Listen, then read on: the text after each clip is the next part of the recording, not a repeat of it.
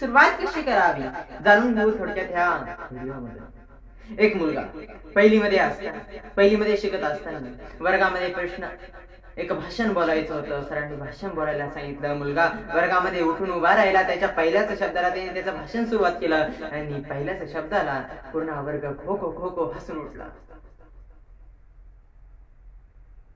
मुलाच्या मनामध्ये चर्र झालं. तर याच्यासाठी झालं की मला बोलता येत नाही, मी भाषण करू शकत नाही,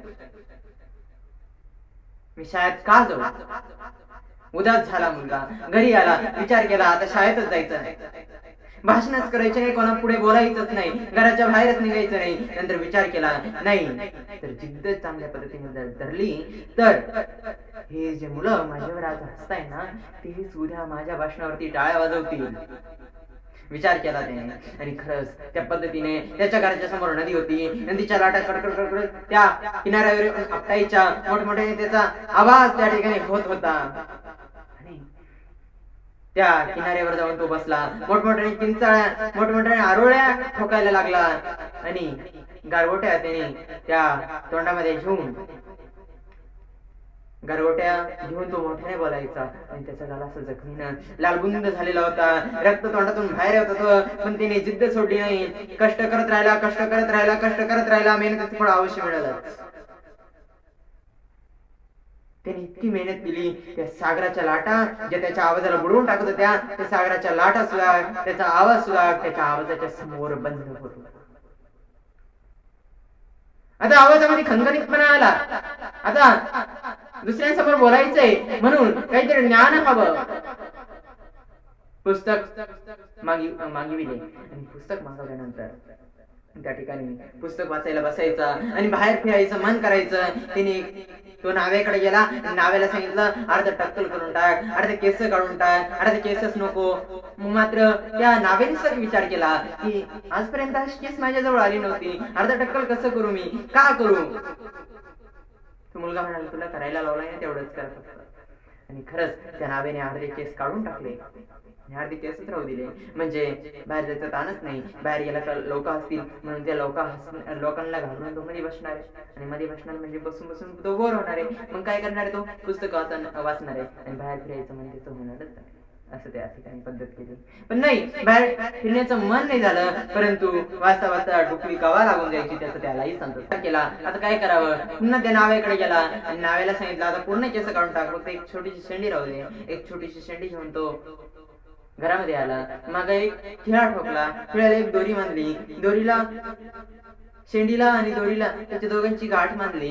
आणि गाठ बांधल्यानंतर जशी त्याला झोप लागायची तो खाली डुकली घ्यायला सावरायचा. त्यावेळेस मागून जी दोरी खसकन ओढल्या जायची आणि लवकर जागा व्हायचा. पुन्हा वाचायला सुरुवात करायचा. डुकली लागायला लागायची, दोरी वडल्या जायची, शेंडी ताणल्या जायची, वेदना होत होत्या, पुन्हा वाचायला बसायचा. असं करता करता त्याने अख्खे पुस्तक त्या ठिकाणी वाचून टाकले. ज्ञानाची भय त्याच्या डोक्यामध्ये पडाली.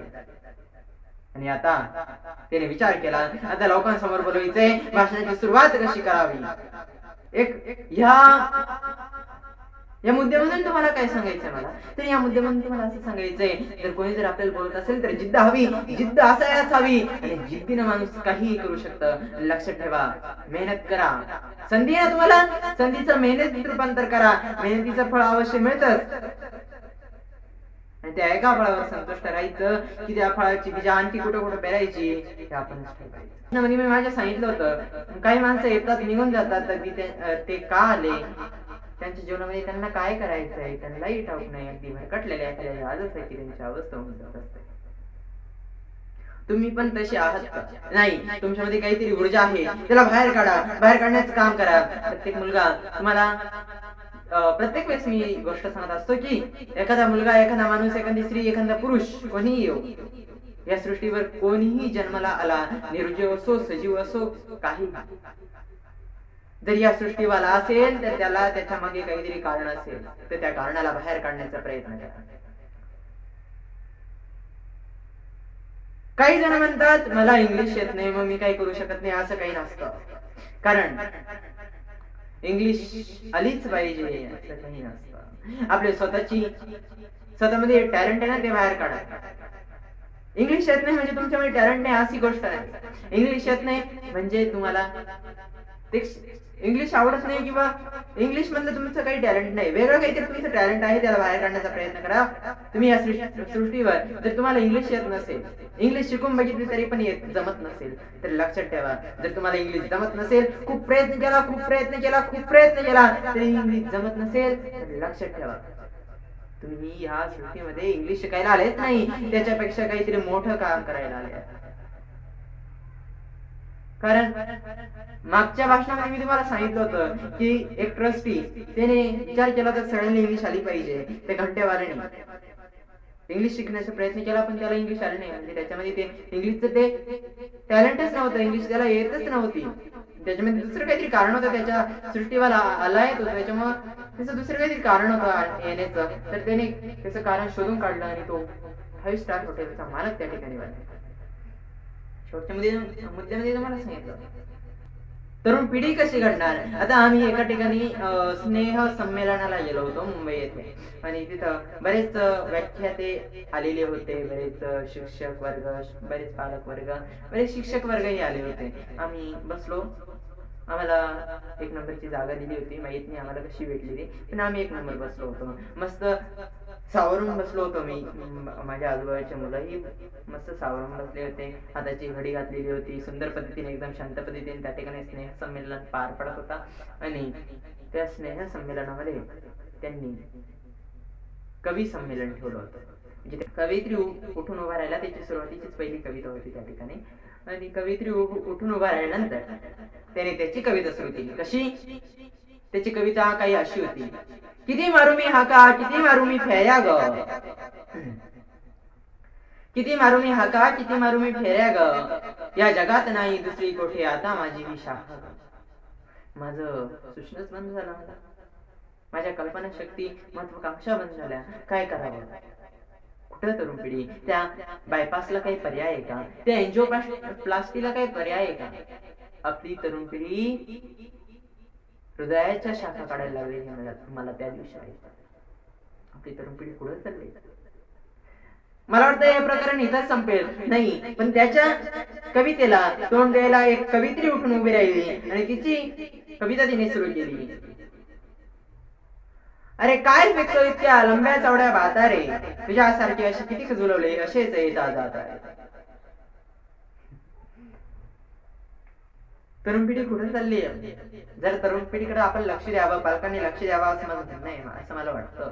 यश जर आपल्याला मिळत असेल तर यशाची व्याख्या, आपली स्वतःची यशाची व्याख्या काय, दुसऱ्यांची यशाची व्याख्या काय, यशाची व्याख्या काय, यश म्हणजे काय, यश मिळवणं म्हणजे काय होणार नेमकं, याचाही कधीतरी आपण विचार केला पाहिजे. जर यश मिळवायचं असेल, जर आपल्या यशाची व्याख्या जर आपल्याला तयार करायची असेल, तर आपल्या ध्येयावर प्रेम करा, आणि ते प्रेम लैला मजनू सारखं करा. तर लैला मजनू सारखं का? कारण जो मजनू येतो नुसता म्हणायचा लैला लैला लैला लैला लैला, देवाने खाली बघितलं, देवाने विचार केला, असला फक्त आपल्या वाट्याला कधी आला नाही, नुसता दिवस रात्र लैला लैला लैला लैला. आपले भक्त तर फक्त सकाळी संध्याकाळी मंदिरामध्येच देवा लावतात किंवा देवाला म्हणजे पूजा करतात, आपले मंत्र काय असतील, आरती वगैरे त्यामध्ये. परंतु असला भक्त माझ्या कधी वाटेला आला नाही. नेमकं जावं तरी, भेटून यावं त्याला. तर देव त्याला मजनूला भेटायला गेला, आणि मजनूचं चालूच होतं लैला लैला लैला. देवाने सांगितलं, अरे वरती बघ, मी आलोय. मजनू म्हणाला, कोण? अरे मी. हा पण कोण? अरे मी स्वतः परमेश्वर आहे. असू दे. अरे मी काही देऊ शकतो, माझे 12 वर्ष तपस्या करतात तेव्हा मी त्यांना प्रसन्न होतो. मी बिना तपस्येचा मी तुला प्रसन्न झालो. म्हणजे तू काही देऊ शकतो? देव म्हणाल, हो मी काही देऊ शकतो, द्यायला देऊ शकतो. असं प्रेम करा. कोणी जर आपल्याला विचारलं ना, तुला काय पाहिजे? मला ध्येय पाहिजे, माझ्या ध्येयावर माझं प्रेम आहे. जर कोणी विचारलं आपल्याला, तुला काय पाहिजे? मला ध्येय पाहिजे, मग तू प्रेम कशावर करतो? मी माझ्या ध्येयावरच प्रेम करतो. खरं प्रेम खरंच केलं पाहिजे, प्रेम विचारपूर्वक केलं पाहिजे, मनपूर्वक केलं पाहिजे. हे कधीतरी आपण लक्षात घ्यायला. आपले शब्द फार महत्वाचे आहे. ध्येयाकडे जर आपण वळलो, ध्येय जर आपल्याला भेटलं, ध्येयाचं आपल्या मध्ये जर प्रेम झालं, तर त्या प्रेमामध्ये आपण जर शब्द जर गोड ठेवले नाही तर ते प्रेम तुटू शकतं. मुलगी होती, तिने 10वीला 96.5% मिळवले होते आणि ते सर्व गावाने विचार केला, मुलगी चाणाक्ष आहे, कटाक्ष आहे, मुलीला आपण काहीतरी गिफ्ट, सरप्राईज, सप्रेम भेट काहीतरी दिली पाहिजे. तर त्या गावावाल्यांनी तिला 1,00,000 रुपये गोळा करून देण्याचा ठरवलं.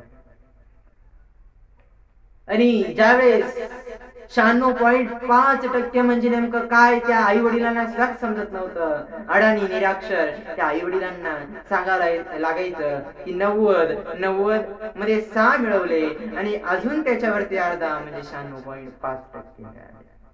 आणि जेव्हा ती सप्रेम भेट घ्यायला जात होती तेव्हा तिनं तिचं कार्यकर्तृत्व इथपर्यंत कशी आली, तिने सांगितलं होतं की तिचे आई वडील एका झोपड्यामध्ये राहत होते. एखाद्या मध्यमवर्गीय घरामधली नव्हती, एखाद्या IPS PSI असणाऱ्या एखाद्या घराण्यामध्ये नव्हती, ती श्रेष्ठ घराण्यामधली नव्हती. तर स्मशानामध्ये जे चिता पेटवण्याचं काम करायचे त्या झोपड्यामध्ये राहणारी ती मुलगी, तिने 10वीला 96.5% मिळवले.